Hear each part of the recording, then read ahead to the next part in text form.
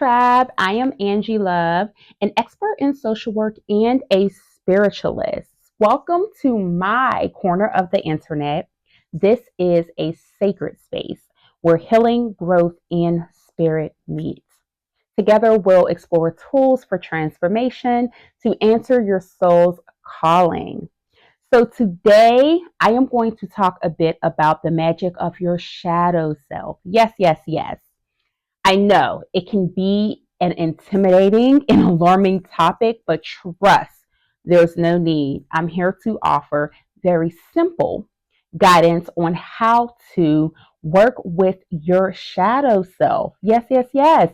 So, in case you are unaware, the parts of yourself that you try to hide, yeah, that's your shadow self.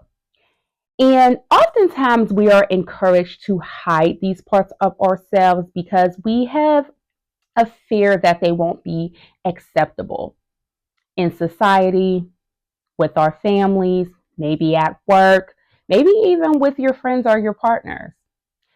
But the reality is that they actually hold the most power. I'm going to say that again.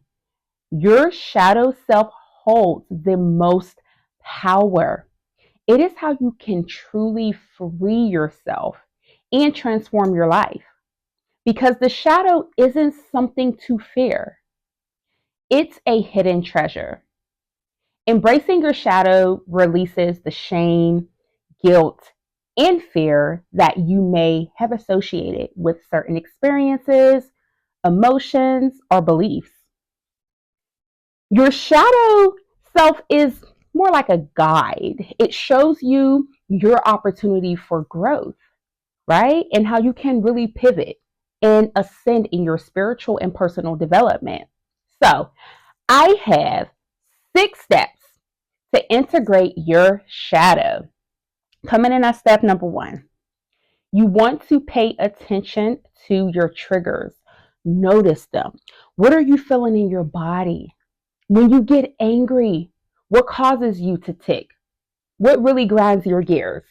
Become curious, and not from a place of judgment, but more just curiosity of just wanting to know more, to dig a little bit deeper, to peel back some layers, to reach an understanding. Step 2, journal with honesty and without judgment. Oftentimes, people think journaling is like what they see on the movies and in shows where it's like, Dear Diary, my life is beautiful and perfect. And if that's your reality, then yes, do that. But when we are talking about your shadow work and your shadow self and really digging deep into your subconscious and oftentimes your unconscious beliefs, you kind of need to be a little bit deeper. You need to not just scratch the surface, right? And you cannot be fearful of getting to know yourself in a way that maybe you haven't in the past. So be brutally honest. Do not be performative when you are journaling. This is supposed to be a process between you and yourself. Unless you're writing letters to divine source, your ancestors, then it opens it up to be more of a spiritual collaboration. But technically, it really should just be for you and yourself so that you don't feel like you have to put on a show, and you can just be real, real messy, real honest, real authentic, right? Step 3, you want to practice self compassion. This is important because oftentimes it is normalized to shame ourselves and to really carry heavy feelings of burdensome feelings that can really stop us from doing the healing and transformative work that we are really trying to do. So, self compassion can look like deep breathing, taking a moment, and having your self talk be supportive and affirming, right? Maybe saying to yourself, I see you, I understand what you are feeling. I understand what we are facing in this moment. I hold space for you. Your feelings are valid. Your experiences matter. You deserve to be held. You deserve peace. And just giving yourself that grace and compassion. That is so important. Number 4 is mirror work. You all, I love me some mirror work. Love, love, love. It is one of my favorite things to do because it is so powerful. And it feels so intimate to be able to gaze into the mirror, into your eyes, and to acknowledge your light self and your dark self, and to really hold space for the fact that it is okay that they both coexist within you. To recognize that there is nothing wrong with you. You are not broken and you are not flawed. You are divine. We are all divine. We were all created in the image of divinity. At least that's my belief. I'm not sure what your beliefs are, and I'm not pushing that on you if that's not what you believe. But over here on this corner of the internet, that's what I believe. And so mirror work can be profound to reprogram your self talk, right? And it can challenge your limited beliefs and expand your beliefs. And it can really call in healing energy for you. Powerful stuff. You all get into it. Comment below and let me know if you've ever done mirror work. I would love to hear your experiences. Number 5, creative expression. Now this is my thing. This is really my thing. This is where I thrive. So, in order to integrate your shadow, it may be beneficial for you to creatively express yourself. And this can help you to really channel the darkness that you may feel, right, into something that can be creative and empowering and motivating, right? So this can look like art, poetry, dance, whatever it is that you choose to do and how you choose to create. And it can transmute the heaviness that can be associated with your dark shadow self into healing, which can help you to see yourself as divine and equally both without the judgment and shame. And lastly, number 6, having safe spaces. It is so crucial, you all. It is so crucial. And your safe spaces should be number 1 with self. I'm going to start there with self. You cannot expect to show up in a world with other people and have safe spaces if you have not created that first within yourself internally.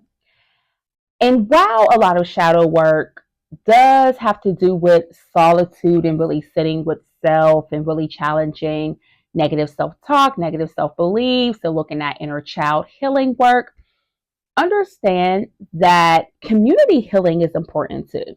So, having those safe, sacred spaces with people who you trust, right? You trust, and you can be vulnerable and be transparent about your experiences, and you will not be harmed.